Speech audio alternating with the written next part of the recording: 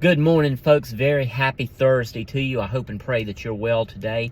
Remind you to be in prayer today as we have a funeral for one of God's great servants, James C. And we anticipate a wonderful time of praise to the Lord and honor and memorializing the passing of one of the saints of God. So be in prayer for that. Be in prayer for James's family today.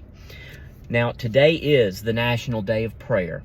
And so with that in mind, I'm going to share 3 verses with you that talk about the discipline of prayer. The first one comes from Colossians chapter number 4 and verse number 2. Continue, notice my emphasis there, continue earnestly in prayer, being vigilant in it with thanksgiving.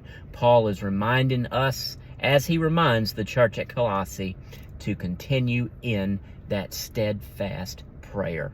Paul tells us also in the book of 1 Thessalonians chapter number 5 and verse number 17, pray without ceasing. Be in that constant attitude of prayer. And then in the book of James chapter number 5 and verse number 16, James tells us the effectual or effective fervent prayer of a righteous man availeth much. You know something, Christian? We are commanded to be in the discipline of prayer.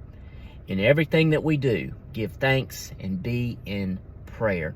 So let me encourage each and every one of us today on this National Day of Prayer to lift up each other, to lift up our country, lift up our world, and be steadfast and earnest in our prayers. Because, as James tells us, the effectual fervent prayer of the righteous avails much. Now, we talk about it all the time in church, that the answer may not always come when we want it to come.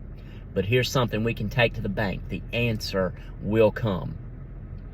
Because James says it right there. The effectual fervent prayer of the righteous avails much. So be in prayer today on this National Day of Prayer. Lift up whatever's on your heart personally to the throne of God. But lift up our collective needs as well on this National Day of Prayer. Hope and pray you have a wonderful day today. Hope and pray that that God blesses you today, and that you just bask, as we'll say, in the blessings of God this day. God bless you, folks. Love you, and I'll talk to you a little bit later.